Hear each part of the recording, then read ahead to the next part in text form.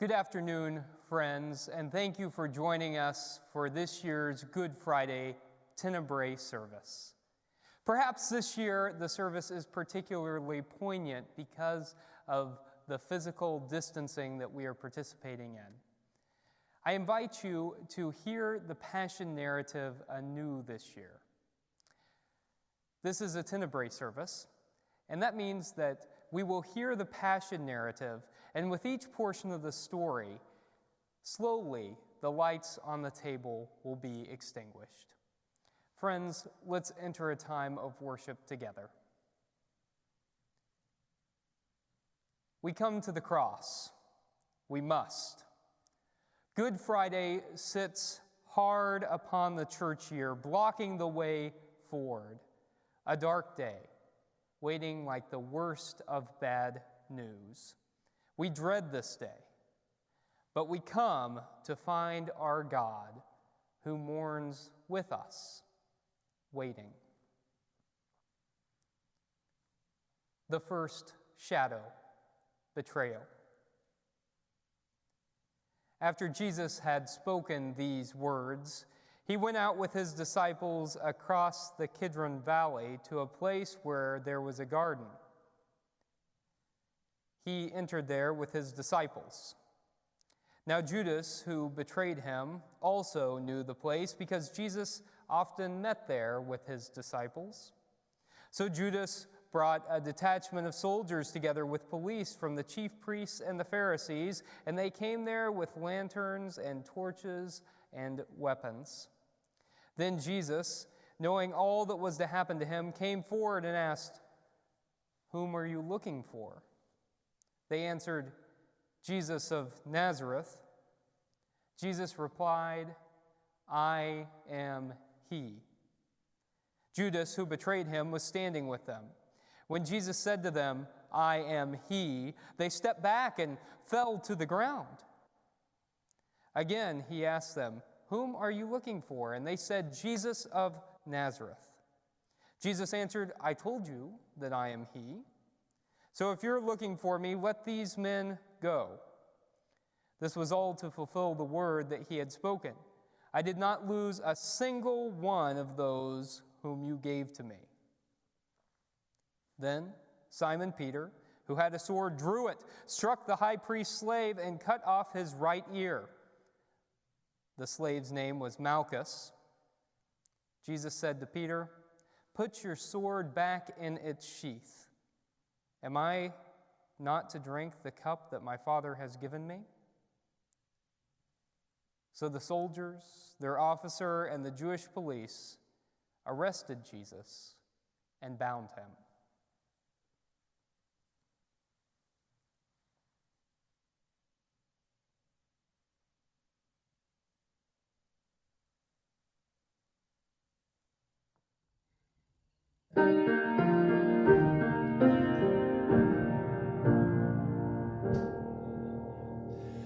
Go to dark Gethsemane, all who feel the tempter's power. Your Redeemer conflicts see.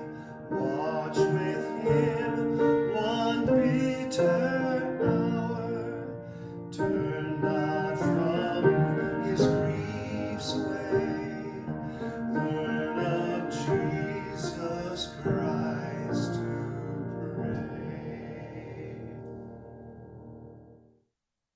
The second shadow, denial. First, they took him to Annas, who was the father-in-law of Caiaphas, the high priest that year. Caiaphas was the one who had advised the Jews that it was better to have one person die for the people. Simon Peter and another disciple followed Jesus, since that disciple was known to the high priest. He went with Jesus into the courtyard of the high priest, but Peter was standing outside at the gate. So the other disciple, who was known to the high priest, went out, spoke to the woman who guarded the gate, and brought Peter in. The woman said to Peter, "You are not also one of this man's disciples, are you?" He said, "I am not." Now the slaves and the police had made a charcoal fire because it was cold, and they were standing around it and warming themselves. Peter was also standing with them and was warming himself. Then the high priest questioned Jesus about his disciples and about his teaching. Jesus answered, "I have spoken openly to the world. I have always taught in synagogues and in the temple, where all the Jews come together. I've said nothing in secret. Why do you ask me? Ask those who heard what I said to them. They know what I said." When he had said this, one of the police standing nearby struck Jesus on the face, saying, "Is that how you answer the high priest?" Jesus answered, "If I have spoken wrongly, testify to the wrong. But if I have spoken rightly, why do you strike me?" Then Annas sent him bound to Caiaphas the high priest. Now Simon Peter was standing and warming himself. They asked him, "You're not also one of his disciples, are you?" He denied it and said, "I am not." One of the slaves of the high priest, a relative of the man whose ear Peter had cut off, asked, "Did I not see you go in the garden with him?" Again, Peter denied it. And at that moment, the cock crowed.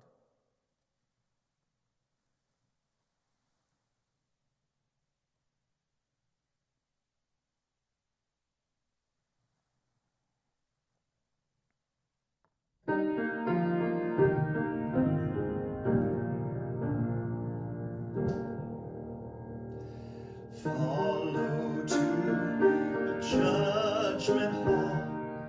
View the Lord of life arraigned. Oh, the wormwood and the gall. Oh, the pangs his soul sustained.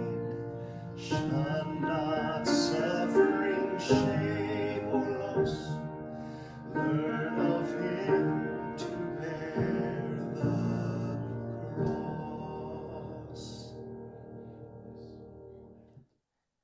Then they took Jesus from Caiaphas to Pilate's headquarters. It was early in the morning. They themselves did not enter the headquarters so as to avoid ritual defilement and to be able to eat at Passover. So Pilate went out to them and said, "What accusation do you bring against this man?" They answered, "If this man were not a criminal, we would not have handed him over to you."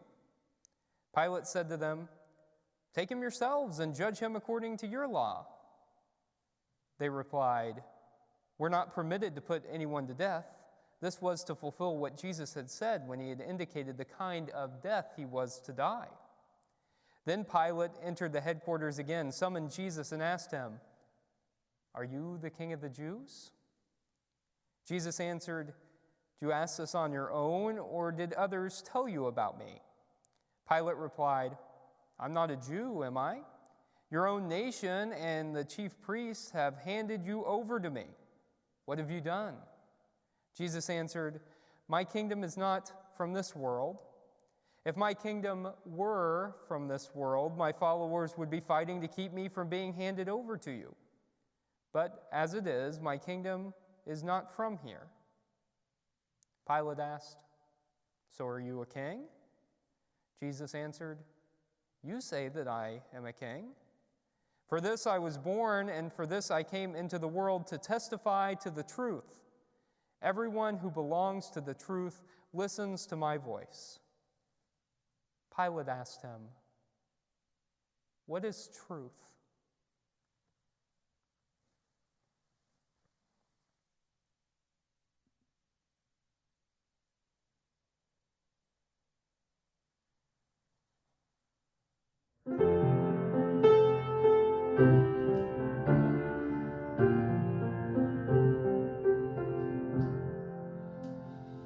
When I survey the wondrous cross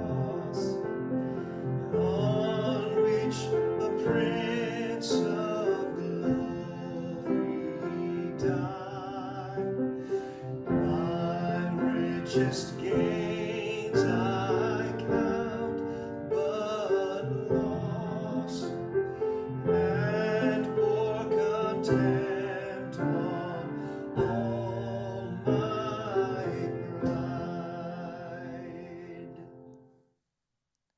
The fourth shadow, trial. After he had said this, he went out to the Jews again and told them, I find no case against him. But you have a custom that I release someone for you at the Passover. Do you want me to release for you the king of the Jews? They shouted in reply, not this man, but Barabbas. Now Barabbas was a bandit. Then Pilate took Jesus and had him flogged, and the soldiers wove a crown of thorns, and they put it on his head, and they dressed him in a purple robe. They kept coming up to him saying, Hail the King of the Jews, and striking him on the face. Pilate went out again to them and said, Look, I'm bringing him out to you to let you know that I find no case against him. So Jesus came out wearing the crown of thorns and the purple robe, and Pilate said to them, Here is the man. When the chief priests and the police saw him, they shouted, Crucify him! Crucify him! Pilate said to them, Take him yourself and crucify him. I find no case against him. But they answered, We have a law, and according to that law he ought to die because he has claimed to be the Son of God. Now when Pilate heard this, he was more afraid than ever. He entered the headquarters again and asked, Where are you from? But Jesus gave him no answer. Pilate therefore said to him, Do you refuse to speak to me? Do you not know that the power I have is the power to release you and the power to crucify you?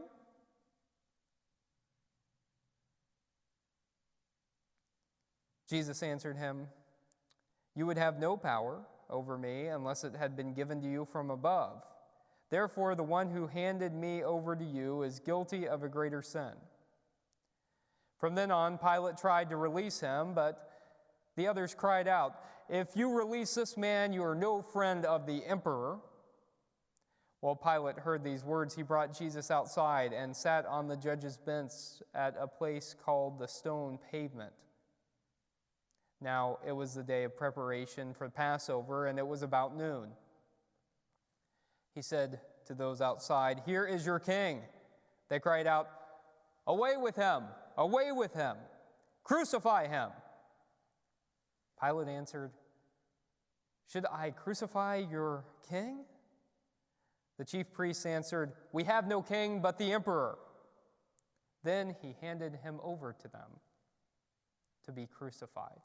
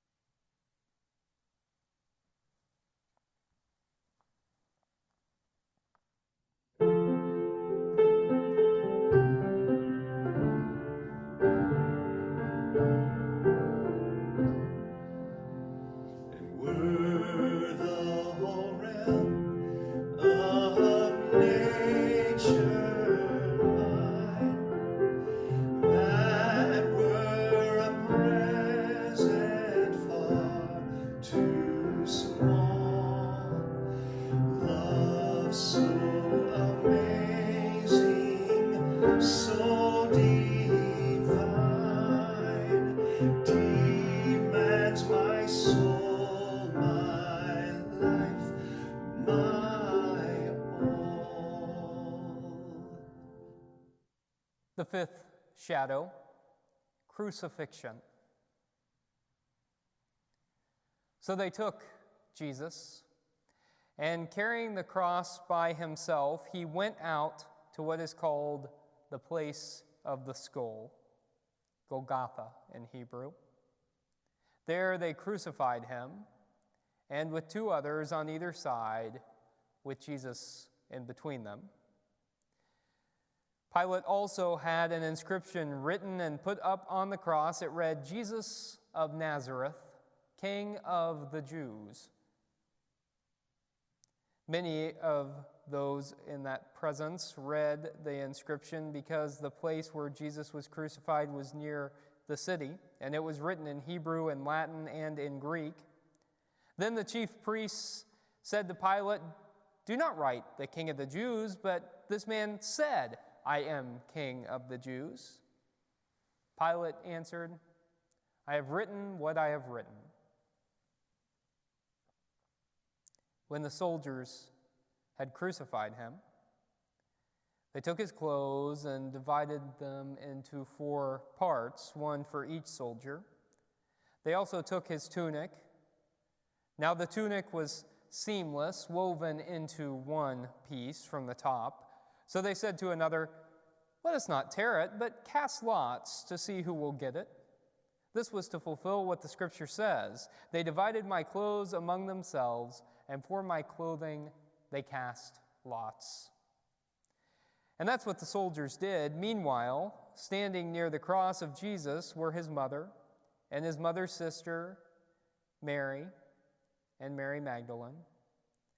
When Jesus saw his mother and the disciple whom he loved standing beside her, he said to his mother, "Woman, where is your son?" Then he said to the disciple, "Here is your mother." And from that hour, the disciple took her into his own home.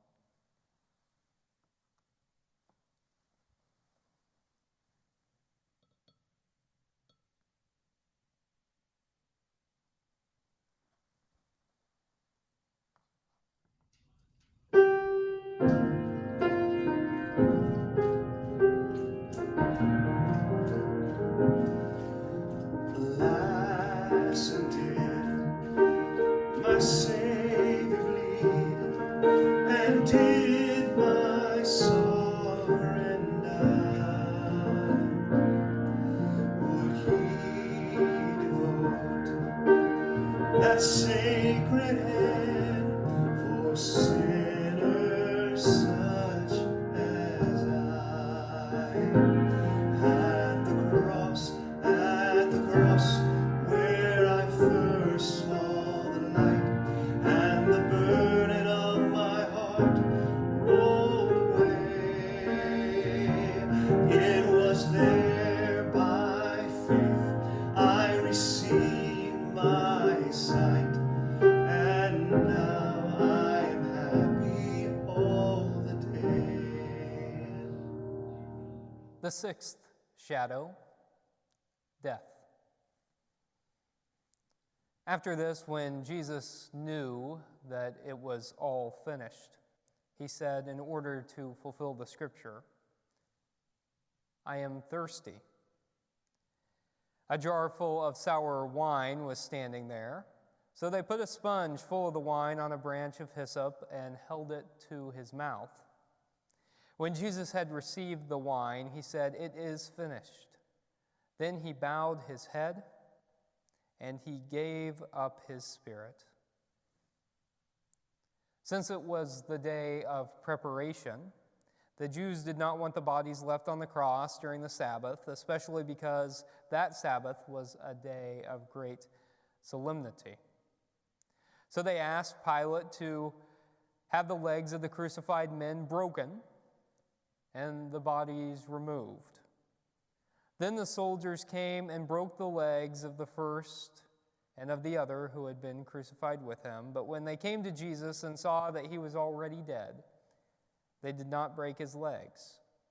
Instead, one of the soldiers pierced his side with a spear, and at once blood and water came out. He who saw this has testified so that you may believe. His testimony is true, and he knows that he tells the truth. These things occurred so that the scripture might be fulfilled. None of his bones shall be broken. And again, another passage of scripture says, "They will look on the one whom they have pierced."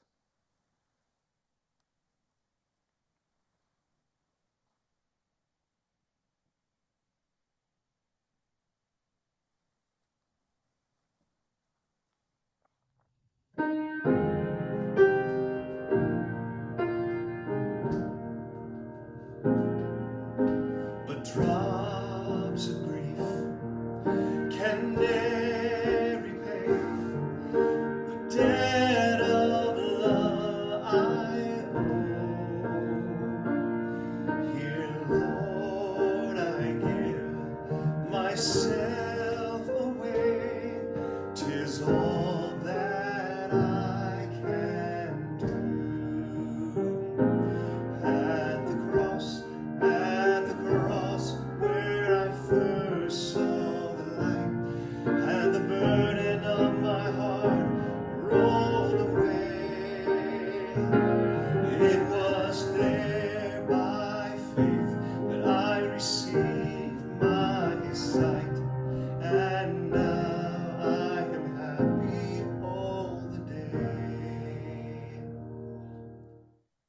The seventh shadow, burial. After these things, Joseph of Arimathea, who was a disciple of Jesus, though a secret one because of his fear, asked Pilate to let him take away the body of Jesus. Pilate gave him permission.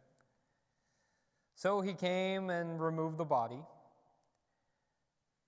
Nicodemus, who at first had come to Jesus by night, also came, bringing a mixture of myrrh and aloes, weighing about 100 pounds. They took the body of Jesus and wrapped it with the spices and linen cloths, according to the burial custom of the Jews. Now there was a garden in the place where he had been crucified, and in the garden there was a new tomb in which no one had ever been laid. And so, because it was the Jewish day of preparation and the tomb was nearby, they laid Jesus there.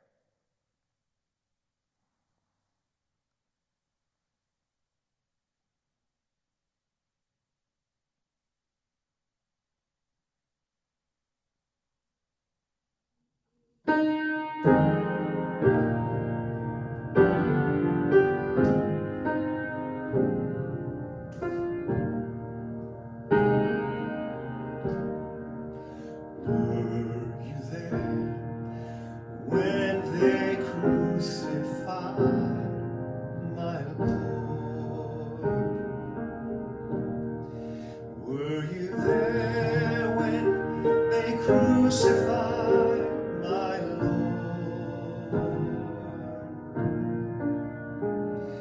Oh, sometimes it causes me to tremble, tremble, tremble.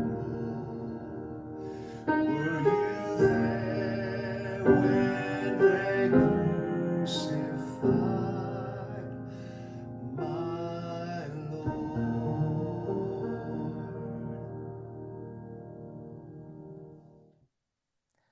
I have performed this service in front of an empty sanctuary. And the words that I always end with on Good Friday are perhaps especially important for us to hear during this time when we are isolated from one another. I believe in the sun, even when it is not shining. I believe in love, even when I cannot feel it. I believe in God, even when God is silent.